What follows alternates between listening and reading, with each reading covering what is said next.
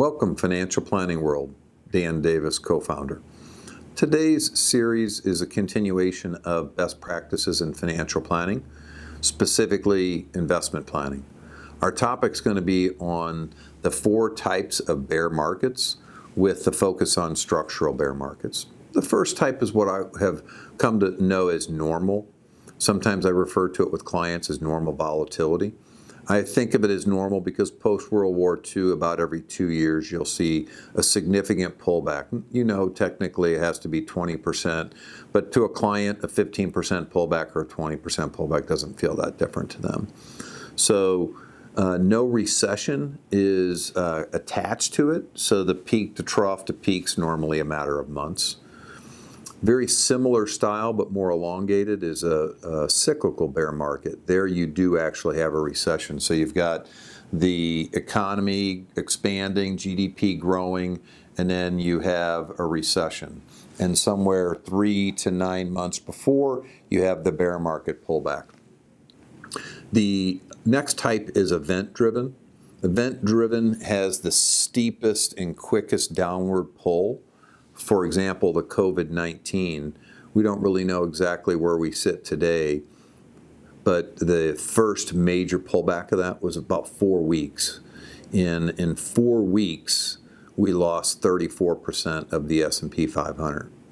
Another example would be the OPEC oil crisis back into oil embargoes in the 70s. And today's focus will really be around the structural bear market. According to Goldman Sachs, when you take a look at a structural bear market, going back into the 1800s, MarketWatch posted an article.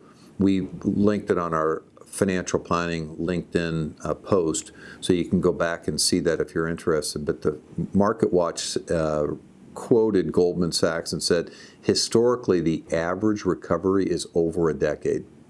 They're also the most severe in its downward total pull, with an average of about 57%. Structural bear markets is the focus for today. If you take a look at some examples, the Great Recession, 2008, the tech bubble, as well as the one that I find to be the most interesting, you go back to the Dutch Republic, Dutch Empire, and call it the 1630s, and you have the tulip mania. But breaking those down a little bit, if you have a clear understanding of a financial system structure, you'll know that it's very fluid. It's not like an engineering 1 + 2 = 3. I've illustrated a financial system structure just to kind of make sense of it, but know that this oversimplifies it. And at the foundation, you have the banks and government. And then on the weight-bearing walls, you have corporations, you have institutions, whether or not they're pension funds or hedge funds. Then you also have at the top the consumer and then neighboring countries. And so with a structural bear market, there's some type of a bubble that gets embedded inside of that structure and then just continues to become more and more problematic. The 2008, if you take a look at that, was such a perfect storm, because inside of the structure you had banks, corporations, institutions, consumers, all of them so embedded in that by the time that bubble burst, it was like a domino series. And I use the word perfect storm because I think that really does sum it up.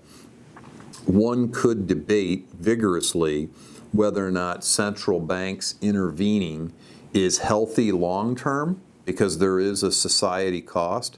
Clearly in the short term, in the midst of the crisis, if the central banks, the lender of last resort, step in, it does make the drop less severe, and it causes the cleanup to start sooner. So it does help in the midst of the crisis itself. If you take a look at the 2000 tech dot bomb, most people think of the overvaluations of the tech companies, but there's also, on the other side of it, when those dominoes started bursting, you also had the effect of accounting scandals in corporate America. So again, you see a series of dominoes cascading. If you study any of the resources that we've used, you'll see some really interesting buildup in the Dutch Empire of the tulip crisis. So for example, when you see just a tulip bulb, which in our society really is hard for us to imagine, but imagine something that has a lot of prestige, and now imagine that there's fear of getting left behind, there's this asset value growing. Eventually at the top of the crisis buildup there, a very unique, high-quality tulip bulb cost more than the very land that was used to grow them. You can imagine such a craziness. We've just illustrated the structural bubble anatomy. Again, when you study these historically, it's not a 1 + 2 = 3 exact, but you can kind of see the flow of it, where you have some variable asset that's attractive and starts to get attention because of returns. There's this access to capital where now you start to see people using credit to get involved in purchasing that asset, which then takes it from attractive prices, good returns, to premiums. Then you have this series of continuation of consumer spending and increased investing, and now you have an asset bubble. The interesting thing is almost never in my studies does the formation of the bubble pop really fast. It continues on. If you use Alan Greenspan's quote, irrational exuberance, it's a perfect summary. But eventually the bubble is just like a balloon that's full of water, that at some point there is a capacity issue and it burst. And then you have this negative feedback loop on the other side that starts off with some initial selling. Typically that initial selling does not really raise any major flags of caution. But eventually a domino is hit where someone's unable to make a payment due to some debt that they used, and then panic sets in, and panic gets increased to where you ultimately have a complete crash. Again, just to know that both the financial system structure chart that we're using as well as the structural bubble anatomy, they're used to help make sense, not to be meant as exacts. So what my hope for you and for all of the financial planning world community is that we can learn to be able to identify when this cycle's happening, so that we can then be identifying what level of risk should we be taking, whether it's reducing risk or different kinds of asset classes, so that we can help our clients navigate both on the front end of it and on the back side of it. And on the front end of it, being aware of it, but not panicking on the front end too early, because, as I said, bubbles go to levels that just become irrational exuberance. And so being able to ride that up, I'll give you an example. In 1999, I lost some clients because we got too cautious too early, and the NASDAQ doubled that year. So it went up by 100%. And we had exited out of that asset class, and people were like, "What are you doing?" Now, when they fired us, I fear what they did on the other side of that, because they missed 100% growth in 1999. I don't know what they got on the other side, but I'm sure it was a severe thumping. But making sure that you don't exit too early, but then on the other side, making sure that we understand that some selling precaution or things like gold, et cetera, would make sense to be able to be putting into your repertoire of investments.